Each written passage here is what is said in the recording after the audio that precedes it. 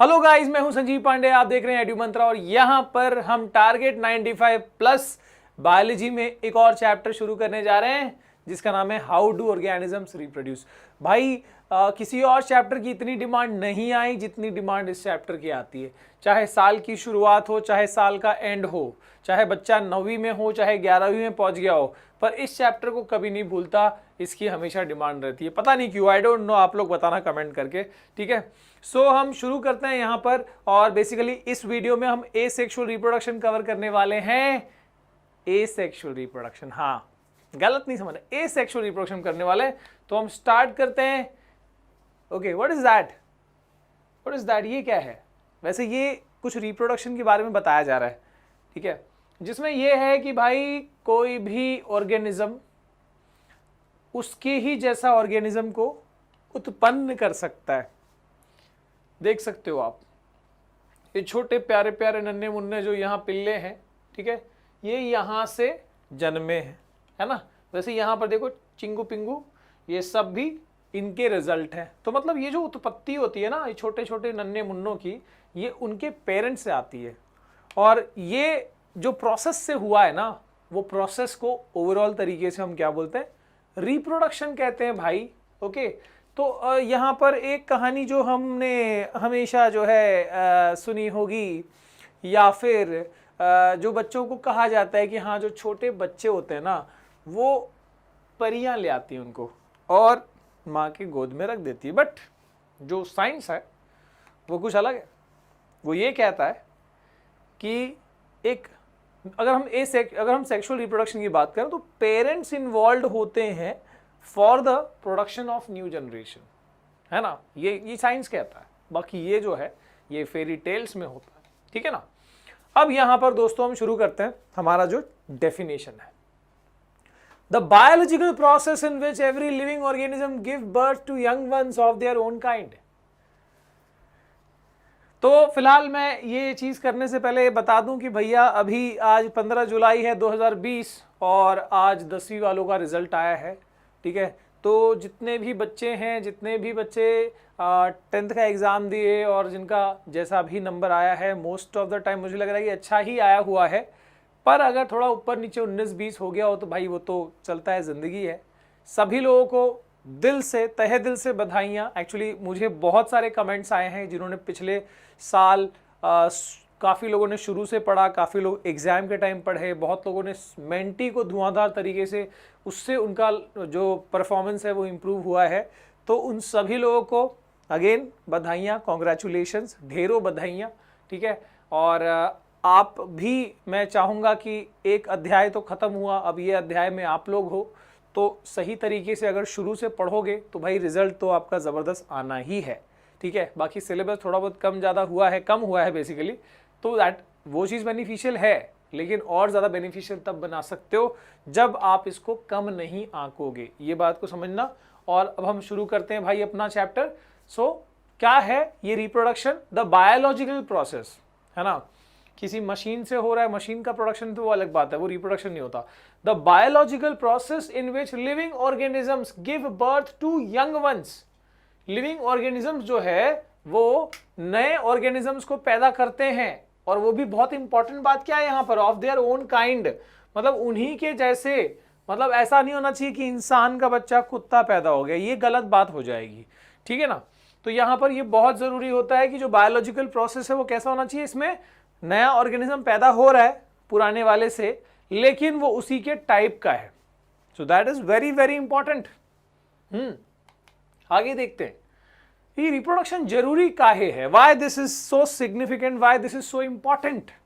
तो ये जो रिप्रोडक्शन है इसलिए जरूरी है। सोच लो, अगर नहीं होता तो क्या होता? नहीं होता तो आप नहीं होते, हम नहीं होते, ये वीडियो नहीं बन रहा होता, कुछ भी नहीं होता, है कि नहीं। सो this is very important. Reproduction इसलिए जरूरी है ताकि जो स्पीशीज है उसकी कंटिन्यूएशन हो सके, for the continuation of species, ठीक है। सो रिप्रोडक्शन इज वेरी जरूरी because for the continuation of species, कि भाई इंसान अगर इस जनरेशन में दिख रहे हैं तो अगले जनरेशन में भी इंसान जो है वो अवेलेबल हो, वो तभी हो पाएगा जब रिप्रोडक्शन होगा। ऐसे ही कोई भी जानवर रिप्रोड्यूस करेगा तभी उसका अगला जनरेशन अवेलेबल होगा। सो वेरी इंपॉर्टेंट प्रोसेस है भाई, कंटिन्यूएशन ऑफ स्पीशीज। और हर स्पीशीज जो है इस धरती पर जरूर चाहता है कि वो अपने स्पीशीज को क्या करे, कंटिन्यू करे, ठीक है, आगे बढ़ाए। ओके, देन आगे देखते हैं भैया यहां पर और क्या दिया है, डिफरेंस दिया है सेक्सुअल और एसेक्सुअल का। सेक्सुअल और एसेक्सुअल में क्या क्या डिफरेंसेस है वो देख लो। तो पहले तो बहुत सिंपल सी बात समझ लो कि जो एसेक्सुअल है वो बहुत ही बेसिक रिप्रोडक्शन का प्रोसेस होता है जिसमें बस एक ही पेरेंट काफी है, ठीक है, यहां पर नया जनरेशन लाने के लिए। So the type of reproduction is in which single parent is involve, ठीक है। और सेक्सुअल रिप्रोडक्शन में क्या होता है, यहां पर मेल फीमेल दो पेरेंट रिक्वायर्ड होते हैं ना। सो यहां पर the type of reproduction in which involves two और मोर, सॉरी टू और मोर गलती से भी मत लिखना, ठीक है, मतलब ये आ जाता है क्योंकि काफी बच्चे ये लिख देते हैं, टू और मोर नहीं, टू और मोर कैसे होगा, है ना, इन विच टू पेरेंट्स आर इन्वॉल्व, एक मेल दूसरा फीमेल, टू और मोर नहीं लिखना भाई, ठीक है। तो यहां पर डेफिनेशन भी बन गया ये, एसेक्सुअल रिप्रोडक्शन क्या है, the type of reproduction which involves single parent, एक ही पेरेंट। जैसे अमीबा जब डिवाइड होता है तो वो दूसरे अमीबा का वेट नहीं कर रहा होता, बस हो जाता है डिवाइड, दो डॉटर सेल्स बन जाते हैं, है ना। तो इस तरीके से यहाँ पर एसेक्सुअल में सिंगल पेरेंट इन्वॉल्वमेंट है और यहाँ पर दो पेरेंट इन्वॉल्व है। इसके बाद दोस्तों, इसके बाद दूसरी बात देखो, entire reproduction process takes less time and energy. तो यहाँ पर इस वाले प्रोसेस में एसेक्सुअल रिप्रोडक्शन में समय भी कम लगता है और एनर्जी भी कम लगती है। सिंपल बात है ना, यहाँ पर किसी का वेट ही नहीं करना है, बस जो है वो अपना डिवाइड कर लेगा, है ना, या डिवाइड कर लेगा या मतलब बेसिकली अगला जनरेशन ले आएगा, है ना। जबकि यहाँ पर क्या होता है, यहाँ पर एक फीमेल फिर मेल फिर आइंग फिर यू कैन अंडरस्टैंड देन अगला जनरेशन आएंगे। सो यहाँ पर टाइम भी लगेंगे और एनर्जी भी खर्च हुई, ठीक है। सो कंपैरेटिवली यहाँ पर कम एनर्जी कम टाइम लगता है, यहाँ पर ज्यादा एनर्जी ज्यादा टाइम लगती है सेक्सुअल रिप्रोडक्शन में, ठीक। Then population can increase at faster rate, सीधी बात है भाई, जिसमें कम टाइम लगेगा तो भाई जल्दी जल्दी वो प्रोसेस हो पाएगा। So the population can be increase at faster rate, कहां पर, एसेक्सुअल रिप्रोडक्शन में, ओके। इसके बाद दूसरा देखते हैं, यहां पर पॉपुलेशन क्या होगा, पॉपुलेशन इंक्रीजेस रिलेटिवली स्लो। हालांकि इंसान इस बात को नहीं मानता, आप समझते हो ना, है ना, इंसान इस बात को नहीं मानता, इंसान का पॉपुलेशन तो तेज बढ़ रहा है भाई, ये गलत लिख दिया, ठीक है। बट रिलेटिवली हम कह रहे हैं कि भाई रिलेटिवली अगर हम कंपेयर करें तो एसेक्सुअल में पॉपुलेशन फास्टर रेट में क्यों इंक्रीज हो सकता है, क्योंकि यहाँ पर प्रोसेस में टाइम नहीं लगता ज्यादा, जबकि यहाँ के प्रोसेस में टाइम लगता है, ठीक है। अगला देखते हैं, इट इन्वॉल्व्स लेस वेरिएशन। यहाँ पर एसेक्सुअल रिप्रोडक्शन में ज्यादा वेरिएशन देखने को नहीं मिलेगा, क्यों, क्योंकि एक ही पेरेंट इन्वॉल्व है। जो बेसिक प्रोसेस होता है पेरेंट से अगले जनरेशन आने का, उसमें सबसे इंपॉर्टेंट प्रोसेस होता है डीएनए कॉपी होना। DNA is deoxy ribo nucleic acid. So DNA जो है वो पेरेंट से अगले जनरेशन के लिए जो सेल बन रहा है उसमें कॉपी होता है। तो यहाँ पर क्योंकि एक ही पेरेंट इन्वॉल्व है तो ज्यादा डिफरेंसेस नहीं होंगे, है ना, क्योंकि कॉपी बेहतर हो पाएगा, एक ही पेरेंट है। सो डीएनए कॉपी ज्यादा अच्छी तरीके से डीएनए रेप्लिकेशन होगा क्योंकि एक ही पेरेंट इन्वॉल्व है, तो ज्यादा डिफरेंसेस नहीं आएंगे। जो बच्चा है वो अपने बिल्कुल अपने पेरेंट की तरह दिखेगा हूबहू, ठीक है। सो हियर द वेरिएशन और the differences is less. Whereas अगर हम सेक्सुअल रिप्रोडक्शन की बात करें तो यहाँ पर क्या है, वेरिएशन जो है रिलेटिवली ज्यादा है। काहे यहाँ ज्यादा है, क्योंकि दो पेरेंट है भैया। तो ये जो अगला बेबी होगा, ये बेबी कैसा दिखेगा, फीमेल पेरेंट या फिर चलो यहाँ पर हम फादर मदर ही कहते हैं, तो फादर की तरह भी जो है थोड़ा दिखेगा और थोड़ा मदर की तरह भी दिखेगा। तो थोड़ा डीएनए यहाँ से कॉपी होगा, थोड़ा डीएनए यहाँ से कॉपी होगा। यहाँ पे कॉपी में थोड़ा सा गड़बड़ ज्यादा हो जाएगा क्योंकि दो जगह से कॉपी हो रहा है ना। एग्जाम के टाइम पे भी ऐसा होता है ना कि कोई बच्चा मान लो कॉपी कर रहा है, ठीक है, थोड़ा यहाँ से देखा, सामने वाले बच्चे का थोड़ा सा देख लिया, ऐसा करके लिख दिया अपना, उसके बाद थोड़ा सा वहाँ से देखा, ठीक है, यहाँ से कुछ देखा था, वहाँ से कुछ देखा, पूरा आंसर मिला के लिख दिया। अब क्या हो जाएगा, इससे कॉपी में ज़्यादा गड़बड़ी हो जाएगा, टीचर समझ जाएगा कि बहुत खतरनाक कॉपी किया हुआ है, ठीक है। तो क्या होता है कि डीएनए कॉपीइंग यहाँ पर in case of sexual reproduction ये ज़्यादा बेहतर नहीं हो पाता क्योंकि दो जगह से कॉपी हो रहा है, इसलिए यहाँ पर डिफरेंसेस ज़्यादा आ जाएंगे। ठीक है, अगला देखते हैं।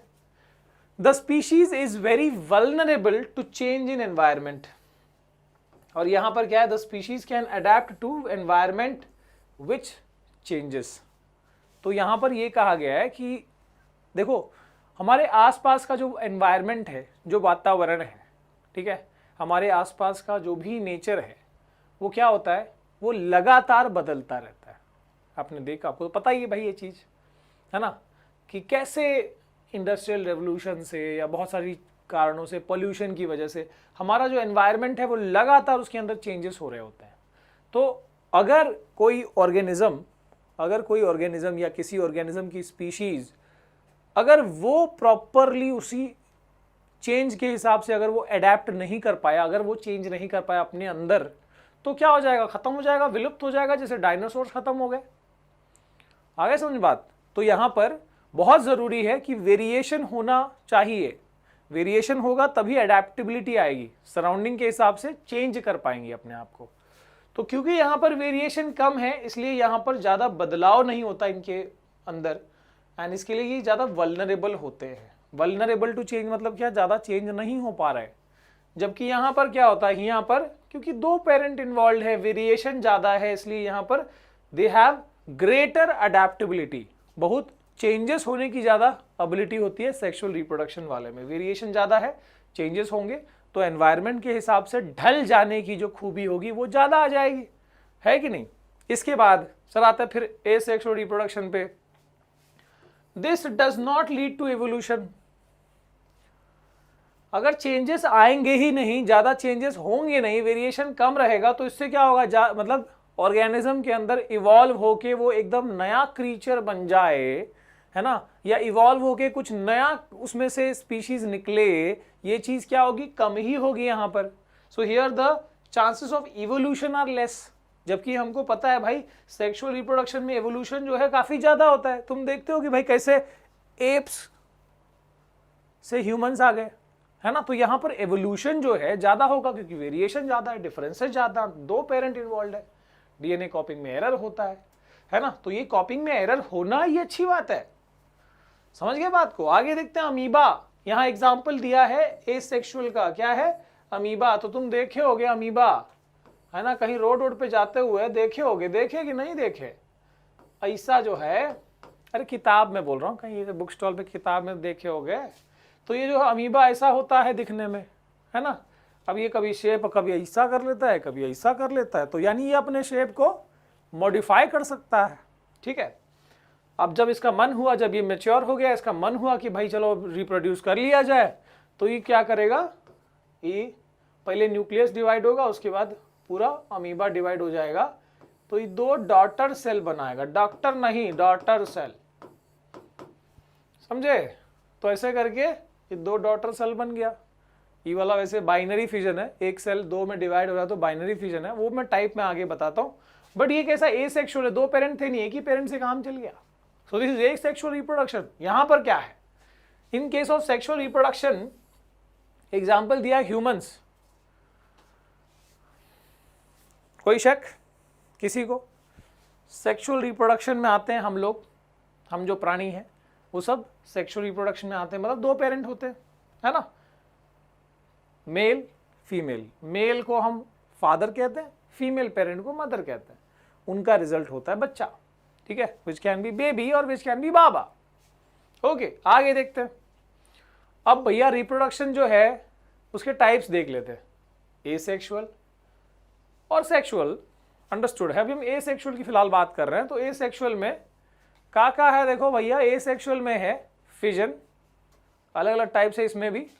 फिजन में भी दो होते हैं, एक बाइनरी फिजन और एक मल्टीपल फिजन, ठीक है। अब फिजन का मतलब क्या होता है, ये फिजन वाला जो है ये यूनिसेलुलर के लिए है। सो this is for unicellular. Unicellular का मतलब क्या है, जो एक सेल वाले ऑर्गेनिजम्स हैं, ठीक है। तो उनमें जो डिवीजन होता है वो कैसे होता है, वो यहां पर दो तरीके से होता है, या तो वो 1 डिवाइडिंग टू 2, जैसे अमीबा में हमने देखा, कि एक सेल दो में डिवाइड हो रहा है तो वो बाइनरी फिजन हुआ। मल्टीपल फिजन में क्या होता है कि यहां पर एक सेल डिवाइड इनटू मेनी। जैसे एग्जांपल है प्लाज्मोडियम, ठीक है, मैं आगे और हम एग्जांपल देखेंगे, डोंट वरी, डायग्राम के साथ देखेंगे, ठीक है। सो यहां पर एसेक्सुअल में हमने एक देखा जो यूनिसेलुलर में होता है, that is the fission process. Fission का मतलब क्या होता है? फिजन का मतलब होता है डिवाइड होना या ब्रेक होना बेसिकली, ठीक है, टूटना। फिजन का मतलब टूटना, फ्यूजन मतलब जुड़ना, ठीक है। सो अब इसमें भी अगला है बडिंग, ठीक है। तो मैं थोड़ा सा इसको मिटा दूं भैया, ई वाले को मिटा दूं। अगला है बडिंग। अब ये जो बडिंग है, बड का मतलब आपको पता है छोटी सी कली जो खिलती है, यहां पर भी अब देखना बडिंग का एग्जाम्पल में वैसे आता है हाइड्रा। बडिंग का एग्जाम्पल मैं यहां लिख देता हूं हाइड्रा। तो ये पानी में रहने वाला क्रीचर है, ऐसा टेंटिकल्स होते हैं इस टाइप के, ठीक है। और जब इसको रिप्रोड्यूस करने का मन किया, दिस इज ऑल्सो एसेक्सुअल, तो यहाँ दूसरा पेरेंट नहीं आएगा, सिंगल पेरेंट से काम चलेगा। जब इसको रिप्रोड्यूस करने का मन किया तो धीरे से यहाँ बर्ड निकालेगा, ठीक है, इसमें कली खिल जाएगी और वो जो बर्ड है वो धीरे धीरे क्या हो जाएगा, वो बढ़ता जाएगा। साउंड पे ध्यान दो, बर्ड इज बडिंग। जैसा जैसा बर्ड इज बडिंग वैसा वैसा ये छोटा सा बेबी हाइड्रा जो है वो आएगा, और जैसे ही उसकी वजन बढ़ जाएगा वो वहां से टपक जाएगा और अगला हाइड्रा बन जाएगा, ठीक है। So this process is called budding. Hydra इसका एग्जांपल है। यीस्ट भी आता है वैसे इसमें, यीस्ट। अगला देखते हैं दोस्तों। So next is spore formation. Next is spore formation, okay. अब ये जो स्पोर फॉर्मेशन होता है उसमें क्या होता है, उसमें स्पोर्स आते हैं, ठीक है। जैसे राइजोबस आता है इसके एग्जांपल में, राइजोबस, ठीक है। जैसे ब्रेड के ऊपर तुमको पता होगा, ब्रेड के ऊपर या रोटी के ऊपर जो फंगस लग जाता है, ठीक है, तो वो जो फंगस होता है उसमें ऐसा स्पोर्स रहता है, छोटे छोटे जैसे सीड्स होते हैं उस टाइप, बहुत छोटे माइक्रोस्कोपिक स्पोर्स होते हैं। और जब ये मेच्योर हो जाएगा तो ये फटेगा और इसमें से स्पोर्स जो है वो हवा में फैल जाएंगे, और ये स्पोर्स जहाँ भी किसी अच्छे मीडियम में ग्रो करने लायक मीडियम में, रोटी पे कोई भी मीडियम पे ग्रो कर जाएंगे, वहाँ पे फिर वो नया राइजोबस फॉर्म करेंगे। तो ये है स्पोर फॉर्मेशन वाला। मैं आगे आपको सबका फोटो दिखाऊंगा तो टेंशन लेने की जरूरत नहीं है। अगला देखिए फ्रेगमेंटेशन। फ्रेगमेंटेशन का एग्जांपल याद रखिए, स्पाइरोगाइरा। क्या है भाई? स्पाइरोगाइरा। स्पाइरोगाइरा पता है, पानी के अंदर ऐसे ग्रीन का, ऐसे ग्रीन ग्रीन पूरा ऐसा दिखता है, हरा हरा ऐसा पट्टी जैसा, ठीक है, काई जैसा समझ लो पानी के अंदर। तो इस टाइप का ये स्ट्रक्चर होता है। मैं डायग्राम बताऊंगा आगे, प्रॉपर बताऊंगा, टेंशन नहीं है। देखो ये सेल्स है उसके, स्पाइरोगाइरा। ये भी क्या करता है, फ्रैगमेंट होना मतलब क्या, टूटना। तो टूटने का मतलब ये है कि जैसे अभी जब ये ज़्यादा लेंथ का हो गया और तो पानी के फोर्स से या किसी रीजन से क्या हो जाएगा, ब्रेक हो सकता है, और ये वाला पार्ट भी एक नया स्पाइरोगाइरा में डेवलप हो जाएगा और ये वाला भी ग्रो हो जाएगा, ग्रो होता रहेगा। सो दैट इज फ्रैगमेंट होना, टूट जाना, फ्रैगमेंट होना, ओके, फ्रैगमेंटेशन। अगला है रीजनरेशन। दोस्तों रीजनरेशन माने क्या? रीजनरेशन का मतलब है कि रीजनरेट होना, मतलब कि वापस से जनरेट होना। तो अगर कोई चीज समझो ब्रेक हो गई है, जैसे हमने यहां पर भी देखा था, मैं आपको डिफरेंस भी बताऊंगा। तो रीजनरेशन का वैसे एग्जांपल देखो, यहां पर एग्जांपल याद रखना, प्लेनेरिया।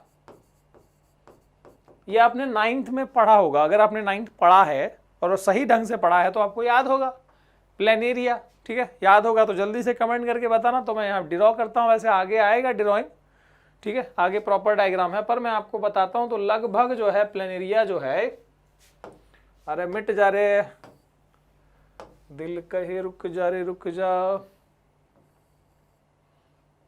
लगभग लगभग ऐसा होता है, ऐसा होता है, ठीक है। तो ये जो प्लेनेरिया है, समझो मान लो कि ये इस पार्ट से ऐसा कट गया, यहां वाला पार्ट ऐसे कट गया, तो जो भी पार्ट इसका कट गया है it can grow into new planaria. मतलब ये जो ऊपर वाला हिस्सा है दिस कैन डेवलप, ये भी डेवलप हो जाएगा, नया प्लेनेरिया बनेगा, ठीक है। ऐसे ही ये वाला हिस्सा है, ये भी डेवलप होकर नया प्लेनेरिया बनेगा, ये वाला हिस्सा है, ये भी डेवलप होकर नया प्लेनेरिया बनेगा। तो दिस इज कॉल्ड रीजनरेशन। अब यहाँ पर डिफरेंस है, फ्रैगमेंटेशन और रीजनरेशन में डिफरेंस है। क्या है वो समझने के लिए तुमको आगे देखना होगा। देखो अभी, ठीक है, पहले हम पूरा एग्जाम्पल पूरा देख लेते हैं कितने टाइप्स है सो एसेक्सुअल में। तो यहाँ पर वेजिटेटिव प्रोपोगेशन भी है। अब वेजिटेटिव प्रोपोगेशन क्या होता है, ये होता है प्लांट्स के लिए, ठीक है। तो वैसे हमको पता है कि प्लांट्स में पूरा पॉलिनेशन, फर्टिलाइजेशन, मतलब वहां पर जो हायर प्लांट्स है उनमें सेक्सुअल रिप्रोडक्शन भी होता है, ये बात समझ लो। हायर प्लांट्स में मेल फीमेल गैमेट्स होते हैं, वहां भी सेक्सुअल रिप्रोडक्शन होता है, लेकिन मोस्ट ऑफ द प्लांट्स में एसेक्सुअल रिप्रोडक्शन का भी तरीका होता है। जैसे आप देखे होगे कि गुलाब का, मान लो कहीं पर हमारे दोस्त के यहाँ पर या कहीं पर गुलाब का या कोई ऐसा पेड़ होगा, पौधा होगा, पेड़ नहीं, तो उसका डंटी तोड़ के और हम लगा देते हैं अपने यहाँ पर लगा के, अगर हमको पसंद आया तो, है ना। तो हम तो करते हैं, गाँव जाते हैं तो ऐसा करते हैं, गुलाब का स्टेम को तोड़ के और हम लगा दिए, वो उग जाता है, खासकर बरसात में तो हो ही जाता है। तो वो क्या है, वहां पर कोई सेक्सुअल रिप्रोडक्शन थोड़ी ना हुआ, ऐसे हम तोड़ के लाए, ला के लगा दिए स्टेम से, सीधा स्टेम से नया प्लांट आ गया।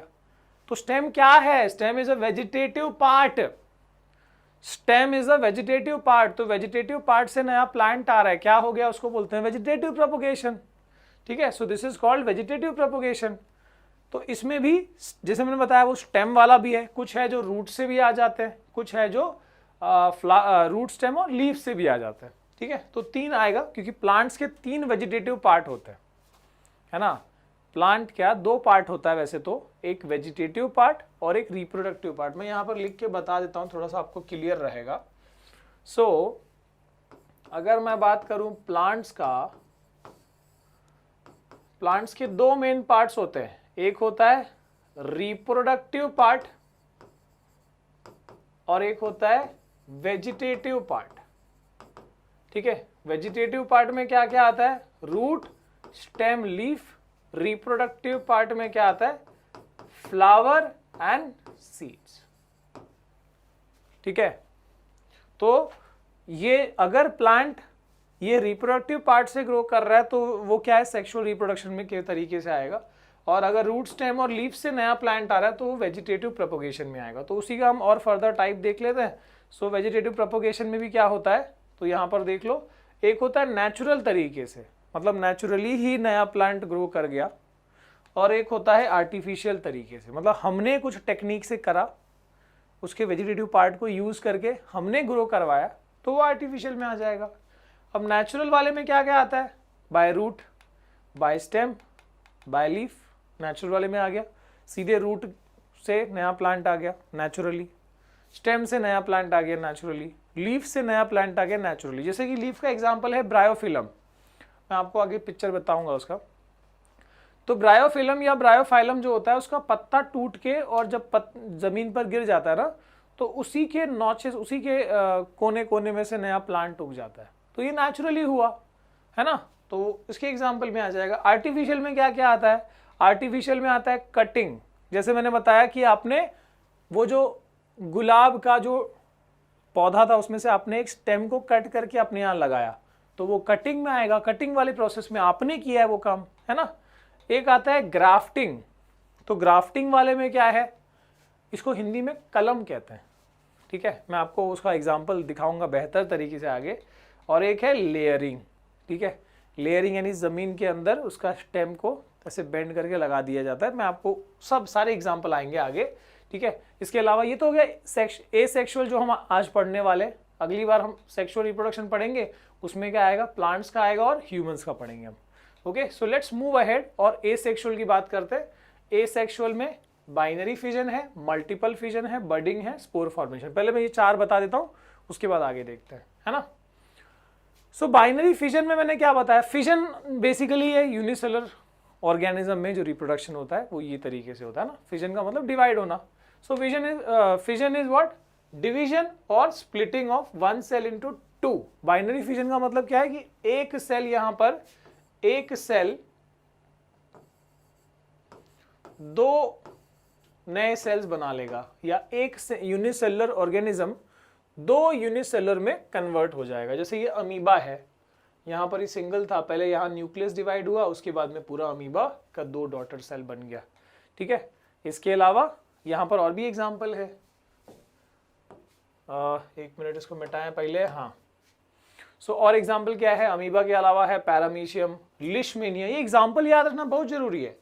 अगर आप एग्जाम्पल याद नहीं रखोगे ना तो गड़बड़ हो जाएगा। तो याद रखना, अमीबा, पैरामीशियम, लिशमेनिया, ये सब किस में आता है, यूनिसेलुलर में बाइनरी फिजन में आ रहा है। ठीक है, इसके बाद मल्टीपल फिजन की बात करते हैं। यहाँ पर क्या होता है, यहाँ पर भी डिवीजन ही होता है यूनिसेलुलर्स का, पर one cell dividing into many.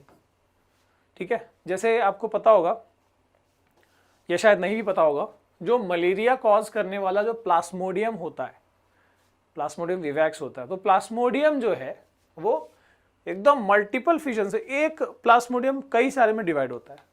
देखो यहाँ पर, सो this is single.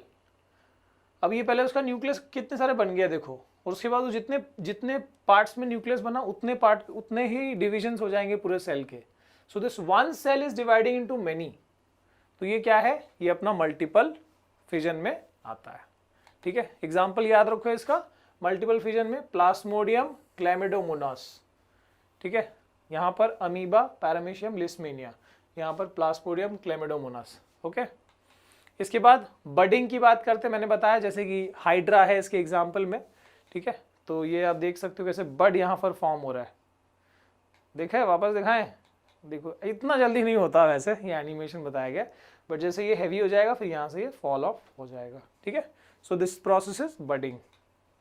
Example is hydra and yeast. ठीक है, इसमें बड फॉर्मेशन होता है। देखो छोटा सा बड फॉर्म हुआ और वो ग्रो होता गया, डेवलप हो गया फुल्ली, तो वो ब्रेक होके डिटैच होके और नया हाइड्रा बन गया।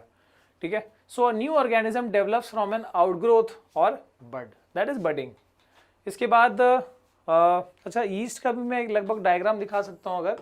सो ईस्ट वाले में क्या होता है, ऐसा बडिंग होगी, नया सेल, फिर उसमें से बडिंग होगी, नया सेल, ऐसा हो सकता है। ठीक है, ईस्ट का डायग्राम भी थोड़ा ध्यान टेक्स्ट बुक से देख लेना। Then we have spore formation. Spore formation मैंने बताया जैसे कि ब्रेड के ऊपर फंगस लग जाते हैं तो स्पोरोजेनेसिस प्रोसेस या स्पोर फॉर्मेशन प्रोसेस से वो ग्रो करते हैं। So parent plant generates thousands of spores which individually grow into new plant। अब यहाँ पर प्लांट बोला है, आप ये समझना कि कभी फंगस या कुछ भी हो सकता है। सो यहाँ पर जैसे वो ब्रेड का ही एग्जांपल दिया मैंने, तो ये ब्रेड का क्या है, दिस इज राइजोबस, क्या बोलते हैं इसको, राइजोबस, म्यूकर, ये सब इसके एग्जाम्पल में आते हैं जो ग्रो करेंगे। और देखो इसका जो ये पार्ट है इसमें स्पोर्स अंदर डेवलप हुए हैं, जैसे ये मेच्योर हो जाएगा स्पोर्स हवा में उड़ेंगे और फिर ये कोई दूसरा अच्छा मीडियम मिलेगा इनको ग्रो करने के लिए, तो वहां पर ये ग्रो कर जाएंगे। ठीक है, आगे बढ़ते हैं दोस्तों और आगे देखते हैं दो और चीज, फ्रैगमेंटेशन और रीजनरेशन। यहां पर स्पेशली ध्यान देना क्योंकि यहां पर कंफ्यूजन बहुत ज्यादा होता है। ठीक है, सो जब हम बात करते हैं फ्रैगमेंटेशन की, क्या होता है, a fragment of parent breaks off and develops into an entirely new but genetically identical individual. There is no regenerating cells present as such। मैं आपको इसका बताऊंगा इसका मतलब, ये एक्चुअली यही इनका बीच पे मेजर डिफरेंस है। ठीक है, तो देखते हैं हम यहाँ पर इसका एग्जांपल मैंने क्या बताया, स्पाइरो वगैरह।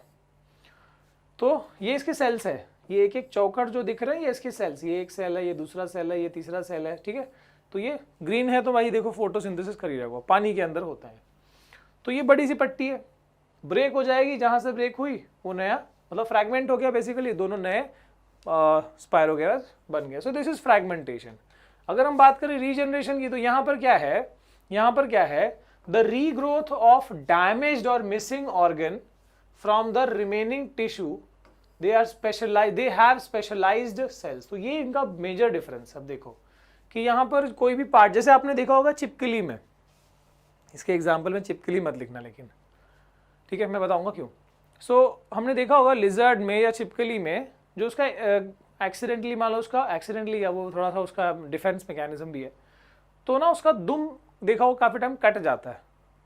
तो दुम कट जाता है, दुम यहाँ ऐसे तड़प रही है और चिपकली भाग गई, पर 4 दिन बाद फिर वो चिपकली निकल के आई। मैं देख के हैरान हो गया कि उसका दुम जो है वो धीरे धीरे उसमें से जम रहा है। मतलब ये क्या मसला है यार, है ना। तो यानी चिपकली में से, यानी लिजर्ड में से वो रीजनरेट हुआ है। लेकिन इसका ये मतलब कतई नहीं होता कि वो जो दुम कटी थी उसको मैं ले जाके रखूंगा तो उसमें से नया चिपकली निकलेगा, ऐसा नहीं है। कारण क्या है वो देखो।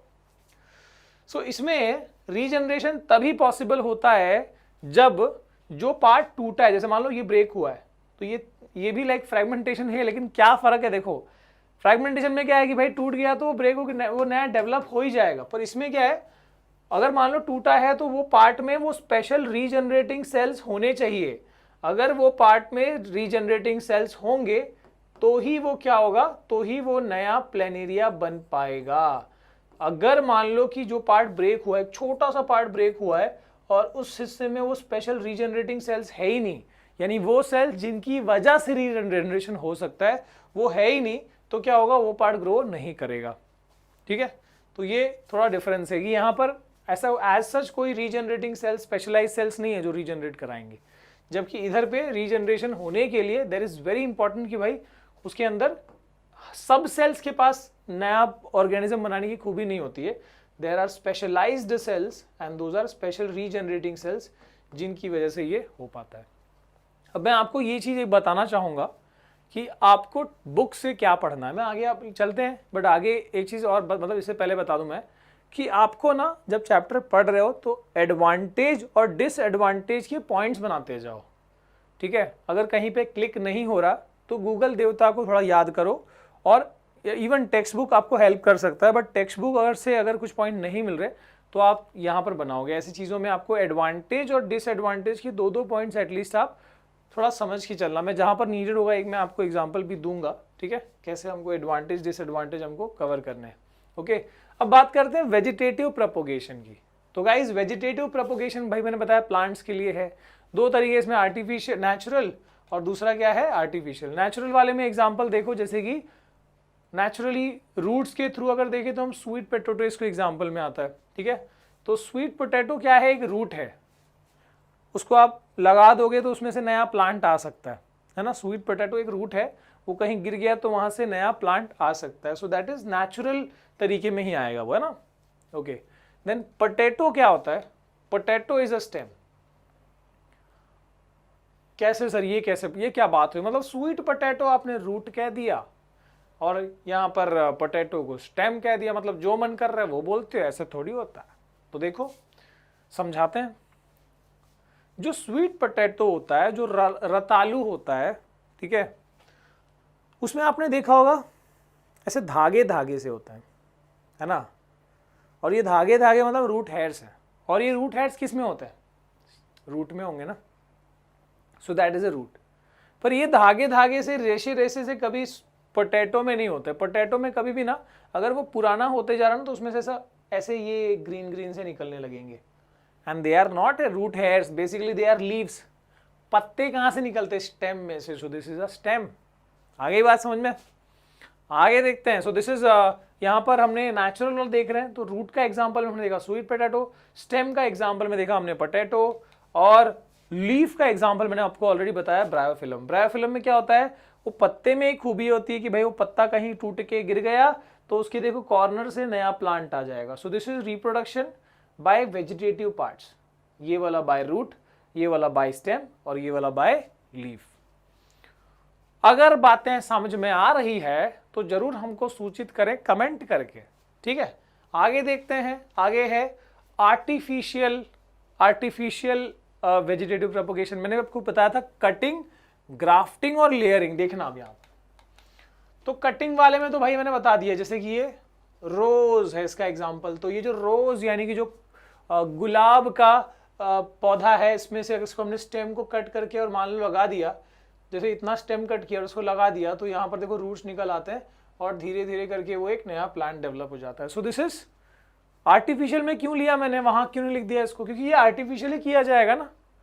वो तो मान लो ऐसा आपने स्वीट पोटैटो ऐसा फेंक दिया कहीं पर, घर से फेंक दिया बाहर, वहां ग्रो हो जाएगा, नेचुरली हो रहा है। यहाँ पर हमको स्किलफुली लगाना पड़ेगा। देन वी हैव ग्राफ्टिंग, मतलब ऐसा, हालांकि इसमें भी होता है कि फेंक दिया तो ये भी ग्रो ही हो जाएगा, बट ये प्रोसेस के साथ हम बता रहे हैं। ठीक है, अब आर्टिफिशियल में ग्राफ्टिंग के एग्जाम्पल है मैंगो बताया मैंने। इसमें क्या होता है देखो, ये मतलब मैंने क्या किया, मैंने मतलब बहुत तरीके हैं इसमें, बहुत ज़्यादा ही तरीके हैं। अब देखो, एक मैं आपको प्रोसेस बताता हूँ ग्राफ्टिंग का। ये पूरा फुल फ्लेज प्लांट, एक मतलब पूरा एक फुल फ्लेज ट्री है, and this is a mango tree, ठीक है। अब मैंने क्या किया, अब मैंने इसके स्टेम में, ठीक है, यहाँ पर एक छोटा पौधा उगाया, छोटा पौधा उगाया, ठीक है। ये भी आम का ही है, मान लो दूसरा वैरायटी है, सेम, कोई फर्क नहीं पड़ता उसमें। और इस पौधे को, ठीक है, ज़्यादा बड़ा नहीं है, अब इसको ही मैंने यहाँ पर थोड़ा इसको छील दिया इस तरफ, इस वाले को, और इसको भी थोड़ा सा छील दिया। और क्या कर दिया, अब इसको जो पार्ट छीला हुआ है उसको बांध दिया। समझ रहे हो, ये पौधे को मिट्टी के साथ, ऐसा नहीं कि बहुत सारी मिट्टी है, थोड़ी सी मिट्टी पे बांध के उसको ऐसे, जहाँ दोनों पार्ट को जहाँ पे स्क्रैच किया हुआ है वो उसको ऐसे जॉइन करके उसको बांध दिया और कुछ टाइम के लिए छोड़ दिया, ठीक है। अब क्या होगा, अगर मैं इसको यहाँ से कट भी कर देता हूँ तो ये जो मिट्टी के साथ में अब जो मुझे ये पौधा दिख रहा है, अब पता है इसमें क्या खूबी होगी, इसमें जल्दी आम आएंगे। क्यों जल्दी आम आएंगे, ये तो नया पेड़ है, ये तो नया पौधा है, लेकिन जब इसको हमने यहाँ पर ले जाए, इसको हम यहाँ पर ले गए और इस दूसरे वाले, देखो यहाँ पर ध्यान देना, भी इस बड़े वाले पुराने वाले पेड़ के स्टेम के साथ इसको स्क्रैच करके लगा दिया और यहाँ कट कर दिया, तो अब हमारे पास एक ऐसा छोटा सा पौधा है जिसके पास पुराना स्टेम है। तो ये पुराने स्टेम में क्या होगा, इसको तो आदत है फल देने की, इसलिए हम देखते हैं गाँव में काफ़ी ऐसे छोटे छोटे प्लांट्स होते हैं, मैंगो के छोटे छोटे से ये होते हैं, ज़्यादा बड़े पेड़ नहीं, छोटे ही, लेकिन उसमें से आम आ रहे हैं। तो ये कारण है ना। तो ग्राफ्टिंग ये भी एक तरीका है रीजनरेट, मतलब नया प्लांट ग्रो कराने का, ओके। और मतलब बेसिकली हम यहाँ पर थोड़ी मिक्सिंग भी कर सकते हैं, जैसे कि एक आम का हमने पौधा लिया, और मैं एग्जांपल ले रहा हूँ, आम और भी एग्जांपल्स है वैसे इसके, और उसको मैंने यहाँ पर दूसरे वाले में इस तरीके से लगा के और अटैच कर दिया, ठीक है। अब ये क्या हो गया, मान लो ये एक वैरायटी है मैंगो की, ये दूसरी वैरायटी है, तो मिक्स वैरायटी वाली मैंगो भी आ सकती है यहाँ पर, ठीक है। ये हुआ ग्राफ्टिंग। अगला है लेयरिंग। लेयरिंग के एग्जाम्पल मैं मिटा रहा हूँ बाकी सब, ठीक है। तो लेयरिंग वाले एग्जाम्पल में है जैस्मिन। देखो क्या किया जाता है यहाँ पर, तो ये जैस्मिन का मान लो ये एक पौधा है, और अब मुझे चाहिए कि मैं एक नया प्लांट निकालूं, इसमें से ग्रो कराऊं। तो मैं ना इसके ये देखो, ये टहनी को मैंने ज़मीन के अंदर दबा दिया, पर जो पार्ट दबाया है ज़मीन के अंदर उसको थोड़ा चाकू से खुरेद दिया, थोड़ा नाइफ से उसको स्क्रैच कर दिया। अब क्या होगा, उस हिस्से में से ना कुछ दिनों में, कुछ हफ्तों में मान लो यहाँ से रूट निकल आएंगे, और जैसे ही कुछ टाइम बीत जाता है मैं यहाँ से उसको कट कर दूंगा। Now this is a new plant. तो ये लेयरिंग प्रोसेस, ज़मीन के अंदर इसका लेयर बना दिया, ठीक है। तो दोस्तों ये था हमारा वेजिटेटिव प्रोपोगेशन, मतलब रूट, स्टेम और लीफ को हमने यूज करके और नया प्लांट को यहाँ पर ग्रो करवाया। अब इसका थोड़ा सा एडवांटेज और डिसएडवांटेज देख लेते हैं, ठीक है। इस तरीके से आपको बाकी सब का भी पॉइंट्स बनाना है, okay. So advantage and disadvantages. What are the advantages of vegetative propagation? True to type, each is a clone of the parent, only way for some variety, example variegate। अब देखो यहाँ पर क्या बताया गया कि जब इसमें हम ये प्रोसेस करते हैं, वेजिटेटिव प्रोपोगेशन वाला जो प्रोसेस करते हैं, इसमें क्या होता है, इसमें जो नया प्लांट आया ना वो हूबहू अपने पुराने वाले जैसा होता है, बिल्कुल क्लोनिंग होती है वहाँ पर, बिल्कुल कॉपी होती है। ज़्यादा मतलब उसमें डिफरेंसेस क्यों नहीं है, क्योंकि डिफरेंसेस कब आते हैं, जब दो पेरेंट इन्वॉल्व होते हैं।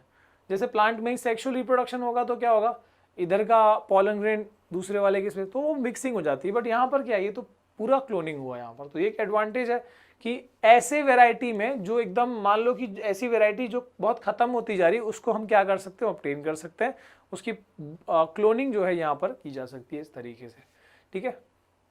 वही बात बताएं, यहाँ पर यूनिफॉर्मिटी होती है, each type will be exactly the same, okay. Then the only way to reproduce sterile varieties such as Vitis vinifera, तो यहाँ पर मतलब थॉमसन्स सीडलेस, तो यानी कि ऐसे प्लांट्स भी होते हैं जिनमें सीड्स नहीं होते, ठीक है। तो ऐसे प्लांट्स के लिए क्या तरीका यूज होगा, तो वहाँ पर वेजिटेटिव प्रोपोगेशन ही काम आता है। ठीक है, इसके अलावा यहाँ पर अभी टिश्यू कल्चर भी एक मॉडर्न टेक्निक है। इसमें हम टिश्यू कल्चर से तो भाई थोड़ा सा टिश्यू लेके प्लांट का और फिर कई सारे हम उसके ये बना सकते हैं प्लांट्स, है ना। इसके बाद speed to maturity is much quicker. हमने देखा, मैंने मैंगो वाला आपको ग्राफ्टिंग वाला एग्जांपल दिया, मैच्योरिटी की स्पीड को बढ़ाई जा सकती है यहाँ पर बहुत ज़्यादा। देन वी हैव सॉरी कहाँ गवा, okay, so then we have disadvantage. Disadvantage में क्या है, little chance of new variety arising, है ना। अगर बिल्कुल कॉपी डेवलप हो रही है तो वेराइटी वेरिएशन कहाँ से आएगा।